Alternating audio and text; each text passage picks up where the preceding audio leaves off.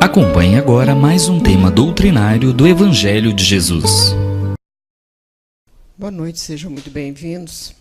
Essa passagem é registrada tão somente pelo evangelista Lucas. E muitos de nós já conhecemos a história de Zaqueu. Mas é uma das histórias mais lindas que tem no Evangelho. Porque imaginemos uma pessoa muito rica. Ele era chefe dos publicanos. Ele era um homem de muito poder e de muito dinheiro. Ele era um cobrador de impostos. Imaginemos assim, o chefe da Receita Federal, o secretário da Fazenda, uma autoridade na área da fiscalização, correndo na rua, subindo em uma árvore para ver Jesus. Olha, imaginemos essa cena. Porque normalmente quem sobe em árvore são os meninos, os adolescentes, que a gente fala os moleques, é que sobem nas árvores. Ele era um homem rico. E por que ele chegou a essa condição? Ele era um homem infeliz. Embora tivesse muito dinheiro, ele era um homem infeliz. Por isso que Kardec também faz a pergunta sobre o que seria felicidade para os espíritos, para os imortais. E eles respondem que nos aspectos materiais é a posse do necessário. E no aspecto moral é a paz da consciência. Ele tinha muito de ordem material, mas, por exemplo, ele não era feliz consigo mesmo, porque a gente viu aqui que ele era de baixa estatura. Além de ser baixo, ainda era fortezinho, então ele já não estava satisfeito com ele mesmo. Mas ainda existiam outras situações que o aborreciam muito. Ele era muito discriminado. Por quê? Porque ele cobrava impostos, esses impostos iam para Roma, para as festas, para as corrupções que eram próprias do império. Então, tirava dinheiro dos judeus para encaminhar para Roma. E parte desse dinheiro ficava com ele mesmo. Quer dizer, existia também um procedimento de corrupção que era abafado ali e ficava por isso mesmo.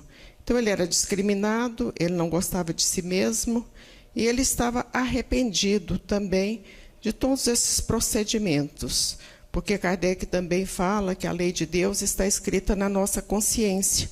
Então, a consciência dele acusava que ele estava fazendo coisas equivocadas. E aí passou ali pela região que ele trabalhava, ali pela coletoria, um burburinho que aquele cego de Jericó havia restabelecido a visão. Jericó era a segunda cidade mais importante da Judéia, Jerusalém e, na sequência, Jericó. Então, era uma cidade que corria muito dinheiro, uma cidade muito próspera, e para chegar a Jerusalém, sobretudo quando estava vindo ali da região de Cafarnaum, do Mar da Galileia, onde Jesus sempre esteve, havia a necessidade de se passar por Jericó. E Jesus estava caminhando para Jerusalém, exatamente porque daqui a pouco seria a Páscoa, e ele, como judeu que era, estava indo para Jerusalém para celebrar a Páscoa judaica, que é o momento em que eles celebram a libertação do povo judeu do cativeiro dos egípcios. Então, Jesus estava passando, resolveu entrar nessa cidade de Jericó, aquela quantidade de gente ia com ele, e ele curou esse cego, e Zaqueu fica sabendo, e ele vai, então, em busca de Jesus. Olha a humildade, porque ele, com a posição que ele tinha, se fosse hoje, seria mais ou menos assim, fala para ele vir aqui, porque eu quero falar com ele. Então, hoje seria, a autoridade seria assim, mandaria chamar Jesus onde ele estivesse. Ele faz o contrário, ele vai. Só que quando ele chega lá, não consegue falar com Jesus, não consegue se aproximar. A mesma coisa aconteceu com aquela mulher hemorroíça, que ela também não conseguia se aproximar. Ela tocou nas vestes de Jesus e ficou curada de um fluxo sanguíneo que já durava 12 anos. Ele não teve nem a oportunidade de chegar perto de Jesus. Aí ele resolve subir na árvore. E todas as situações que estão colocadas nesse texto do evangelista Lucas nos traz reflexões. Por exemplo, por que ele foi subir num sicômoro? É uma figueira brava. ninguém come figo dessa figueira. No entanto, ela é bonita. Quer dizer, ela tem uma aparência, mas ela não serve para comer as frutas. Ele também tinha aparência, porque tinha uma casa muito bonita, tinha muito dinheiro, mas não estava feliz consigo mesmo e, por consequência, também as pessoas que estavam próximas dele também não estavam felizes. E aí, quando Jesus aproxima mais, vê que ele está lá em cima da árvore, e ele diz a ele assim: desce depressa. Mas por que ele usou essa palavra depressa? Não podia falar desce? Desce depressa. E diz mais, Zaqueu. Então, pronuncia o nome dele. E ele desce, se falou que era para descer depressa, ele desceu correndo. E aí Jesus, então, diz que ele ia habitar a casa dele. E aí a gente também, nós nos equivocamos com essa interpretação. Jesus estava falando que ia habitar o coração de Zaqueu. Como, de fato, habitou o coração de Zaqueu desde o momento em que ele, Zaqueu, se predispôs a ir se encontrar com Jesus. E Jesus sempre usava essa metodologia de que a pessoa que estava necessitando do auxílio, ela também fizesse a parte dela. Foi assim quando ele chega na casa dos irmãos de Betânia, onde Lázaro estava sepultado, e ele se dirige ao local do sepulcro, onde Lázaro estava, com as irmãs Marta e Maria. E a tradição é que se sepultava e colocava uma pedra no sepulcro. E ele chega lá e diz assim: tira a pedra. Ora, mas ele ia ressuscitar um morto? Qual que é mais fácil? Tirar a pedra, ele falar para a pedra, sai daí, ou falar para o morto, levanta? A gente imagina que é mais fácil a pedra sair do lugar do que o morto levantar, né? No entanto, ele pediu a colaboração de outras pessoas. Tire a pedra.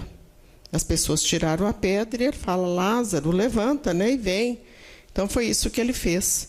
Quando ele fala com o moço da cama, ele diz a ele: pega a tua cama e anda. Vai embora, carregando a sua cama. Ele era paralítico. Foi colocado de frente a Jesus por 4 amigos, e aí Jesus diz a ele: pega a tua cama e anda. Então, ele sempre usava dessa metodologia para que as pessoas também colaborassem, para nos mostrar a importância da nossa colaboração com relação à nossa evolução espiritual.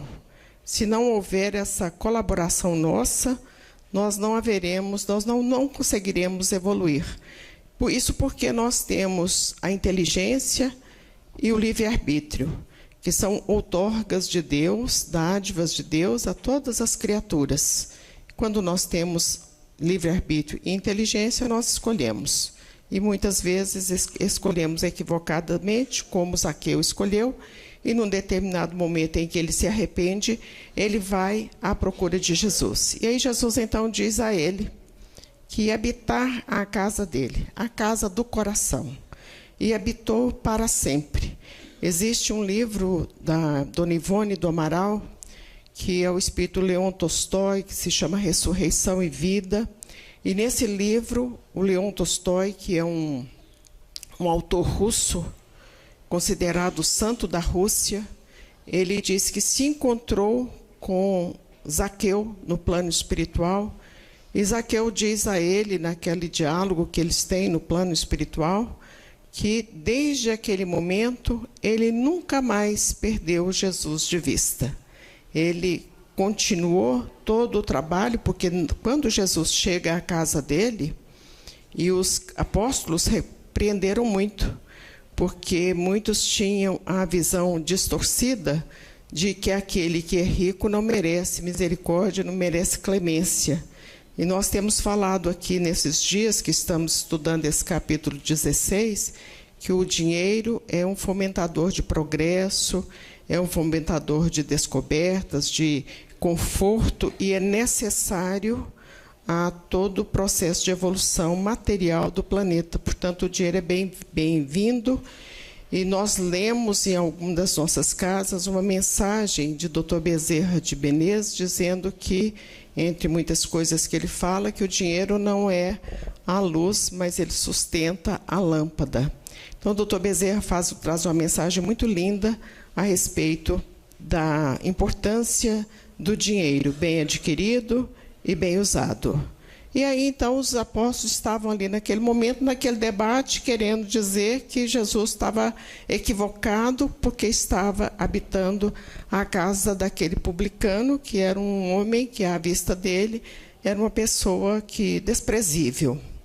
E Jesus, então, depois que congratula com todos que lá estavam, porque foi, na verdade, uma festa, Zaqueu convida os filhos, apresenta a família toda a Jesus, ele fica muito comovido de ter recebido aquela visita em sua casa, e daí a pouco Jesus, então, profere a parábola dos talentos.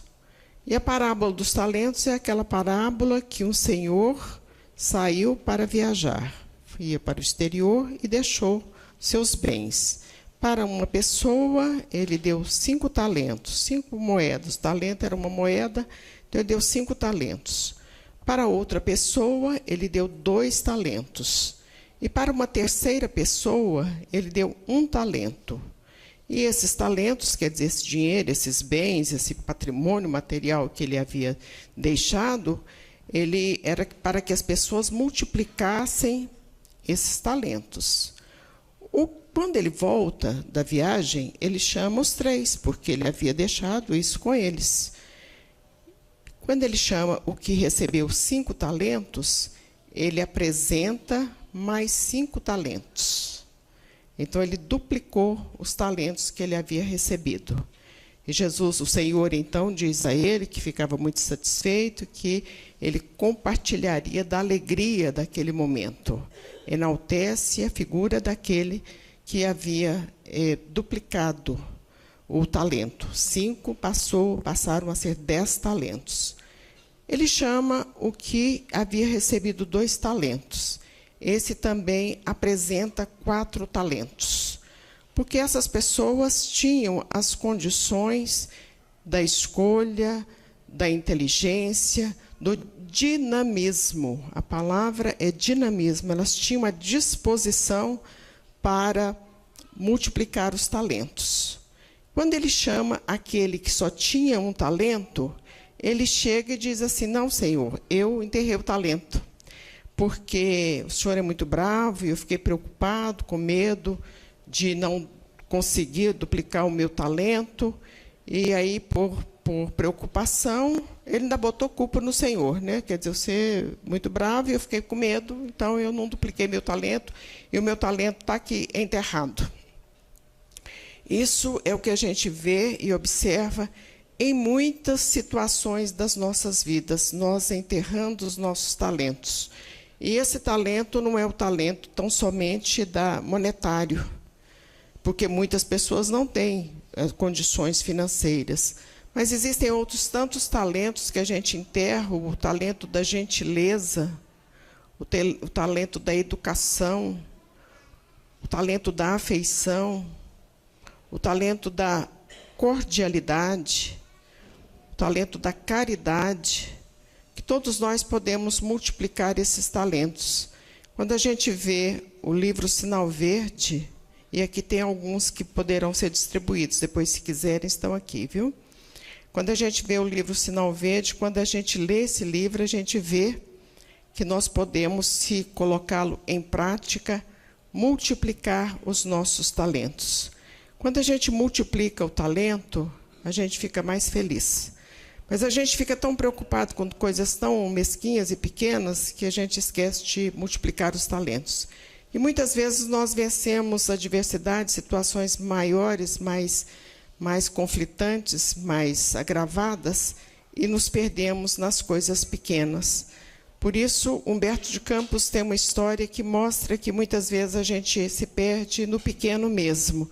É aquela falta de paciência quando precisava ter. É aquela falta do sorriso quando precisava ter. E Humberto de Campos, então, conta a história de uma árvore. Era uma árvore frondosa, uma árvore muito bonita, umas folhas muito vivas, dava uma sombra exuberante, flores, frutos. Era uma árvore poderosa. E essa árvore, ela sofria muito as investidas climáticas, porque às vezes vinham ventos e solapavam um pouco das folhas, às vezes vinha chuva muito forte, granizo, raios, cortava parte da árvore. Muitas situações climáticas esta árvore aguentava. Mas quando vinha a primavera, que ela floria, as pessoas que gostam de flor muitas vezes iam lá e também dilaceravam parte desta árvore para colher as flores, se esquecendo que as flores é o prenúncio do fruto. E quando vinham os frutos, aí piorou, porque aí era pedrada, paulada, todas as situações inclementes mesmo, traiçoeiras, assassinas com relação a essa árvore. As frutas, acabava a temporada das frutas e a árvore se restabelecia e ficava verde de novo, as folhas cresciam e vinham novas flores, novos frutos, e ela sempre imponente, sempre muito bonita. Num determinado momento, a árvore começou a definhar. E começaram os botânicos, as pessoas entendidas de plantas, começaram a observar que não existia um motivo para aquela árvore estar perdendo o viço. Porque não tinha raio, não tinha chuva, não tinha granizo, não tinha paulada, não tinha nada. Por que aquela árvore estava perdendo toda aquela vivacidade dela? Começaram a estudar e perceberam que na raiz da árvore estava instalado um foco de cupim. O cupim, nós sabemos, quando Chico Xavier teve uma enfermidade, logo na adolescência dele, na primeira mocidade ainda, e ele estava muito entristecido, e o Espírito Emmanuel se manifesta e pergunta a ele por que ele estava triste. E ele diz que é porque estava com febre, estava com um problema respiratório. Ele conta a história toda lá. E o Emmanuel diz a ele para colocar alegria no coração, porque a tristeza, nas palavras do Emmanuel para o Chico, é o cupim da alma. Então, quando nós entristecemos, nós, além de estarmos enterrando os nossos talentos, o talento da alegria, da cordialidade, nós ainda estamos atraindo para a nossa vida, para o nosso espírito imortal, os cupins da alma. Nós estamos baixando a guarda com relação à vigilância, com relação à disciplina. E foi isso que aconteceu com essa árvore. O cupim deu, e a árvore, daí a pouco, ela veio abaixo mesmo, porque teve que cortar a árvore para que ela não caísse em cima de casas ou em cima de pessoas. E a doutrina espírita está nos conclamando a todos para não enterrarmos os nossos talentos. E foi nesse sentido que o Emmanuel traz mais uma vez uma mensagem que é psicografada pelo Chico, que está no livro Caridade, que chama-se O Talento Esquecido. E ele começa: no mercado da vida, observamos os talentos da providência divina, fulgurando na experiência humana, dentro das mais variadas expressões. Então, é o talento da misericórdia divina se manifestando nas mais diversas expressões. Os talentos da riqueza material, da intelectualidade brilhante, da beleza física, dos sonhos juvenis, dos louros mundanos, do brilho social e doméstico, do poder e da popularidade. Alinham-se à maneira de joias grandes e pequenas, agradáveis e preciosas, estabelecendo concorrência avançada entre aqueles que as procuram. Todo mundo quer isso, né? Beleza, poder, riqueza material, intelectualidade brilhante. Quando não tem, aí cerca o outro de inveja, ou às vezes até tem, mas cerca o outro de inveja também. Então, a gente está sempre insatisfeito, sempre aborrecido com aquilo que tem, imaginando que o outro tem mais e que o outro não merece o que tem. Há, porém, um talento de luz acessível a todos. Quer dizer, esses são específicos, né? Beleza, nem todos têm. Inteligência, nem todos têm. Dinheiro, fortuna, poder, nem todos têm. Aquele primeiro parágrafo falou isso. Há, porém, um talento de luz acessível a todos. Brilha entre ricos e pobres, cultos e incultos. Aparece em toda parte.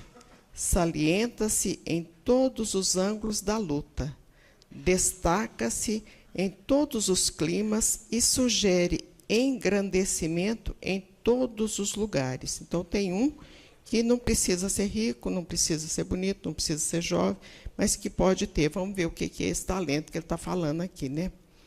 É o talento da oportunidade, sempre valioso e sempre o mesmo, na corrente viva e incessante das horas. Oportunidade. Oportunidade de crescer, de conhecer a doutrina espírita, de fazer a caridade, de conviver bem com as pessoas, de ser alegre, de ser feliz. Todas as pessoas têm essa oportunidade e desprezam essa oportunidade. É o desejo de doar um pensamento mais nobre ao círculo da maledicência, de fortalecer com um sorriso o ânimo abatido do companheiro desesperado, de alinhavar uma frase amiga que entreteça os maus a se sentirem menos duros e que auxilie os bons a se revelarem sempre melhores, de prestar um serviço insignificante ao vizinho, plantando o pomar da gratidão e da amizade, de cultivar algum trato anônimo de solo, onde o arvoredo de amanhã fale sem palavras de nossas elevadas intenções. Isso aqui está falando em sentido figurado, de jardim, de pomar, porque são as nossas plantações. O que a gente plantar, a gente vai colher mesmo. Portanto, se estivermos plantando aí abacaxi, com certeza a colheita será de abacaxi mesmo, né? Acima de todos os dons, permanece o tesouro do tempo. Esse que é a palavra dada, né? E o tempo perdido não se volta mais. Então, o tempo que nós estamos perdendo aqui no planeta que está passando por uma grande transformação, planeta que a gente imagina que a hora não tem 24 horas mais por conta do deslocamento do eixo da Terra. Então, a gente não sabe quanto tempo vai ficar aqui. É a história do moço rico que falamos outro dia, que ele, naquele momento, ele não atendeu Jesus, porque ele precisava de fazer um torneio de biga lá em Cesareia de Filipe, lá em Israel, e não voltou. Quer dizer, ele imaginava, porque era jovem, que voltaria e não voltou. Quantas vezes... Hoje aconteceu uma coisa muito interessante. Estava indo para o trabalho, tocou o telefone, era uma ligação de Brasília, e como a gente tem parente assim, mais idoso em Brasília, nós paramos o carro para atender a ligação. Era uma moça que faz pomada conosco, que não é muito ligada a gente, e ela disse assim: estou te telefonando só para te dizer que eu fiz muitas orações para você ontem. Quer dizer, ela não sabe como eu estou, o que está acontecendo, ela não sabe nada. Mas ela disse que se lembrou, fez a oração e queria me contar que havia feito a oração. Nunca havia falado comigo assim, nunca telefonou, não é uma pessoa assim, muito próxima. Então, quer dizer, uma gentileza que, se você está naquele dia assim, com dificuldade, passou a noite mal, tem problemas, você fica tão agradecido pela atitude da pessoa de ligar para falar assim: ó, rezei para você ontem. Ela não precisava nem de ter falado, mas, no entanto, foi isso que ela fez. E a emissão também do pensamento positivo nosso para ela também é verdadeiro, porque a gente ficou tão comovido com a atitude que a gente emitiu também os melhores pensamentos de alegria e paz, porque nós estamos resumindo o que ela disse, porque ela nos falou coisas assim que tocaram muito profundamente no nosso coração naquele momento. Então, isso não custa nada a pessoa ter, às vezes, uma atitude assim de gentileza mesmo, de educação. Será como é que o outro está? Vou ligar para ele, vou mandar um beijo, mandar um abraço. Não custa nada a pessoa ter, às vezes, uma atitude assim, porque às vezes a gente toca o coração do outro. Acima de todos os dons permanece o tesouro do tempo. Com as horas dos santos, os santos construíram a santidade e os sábios amealharam a sabedoria. E aí a gente intera aqui e as pessoas equivocadas também construíram as suas próprias desditas, né? Quantos estão presos hoje porque fizeram atos indignos, muitos que eram para estar protegendo uma população, não se preocuparam com isso. Então, da mesma maneira que o sábio santo aproveitou o tempo para fazer coisas boas, outros equivocadamente se complicaram por muitos e muitos séculos. É com o talento esquecido das horas que edificaremos o nosso caminho no rumo da espiritualidade superior. Na aplicação silenciosa com o mestre que, atendendo compassivamente às necessidades de todos os aprendizes, prometeu com amor não somente demorar-se conosco até o fim dos séculos terrestres, mas também asseverou com justiça que receberemos individualmente na vida de acordo com as nossas próprias obras. Então, os talentos foram dados, depende de cada um de nós desenvolver esses talentos. Não vamos enterrar os nossos talentos, sobretudo com a omissão. Que Jesus nos abençoe e muita paz. Vamos continuar.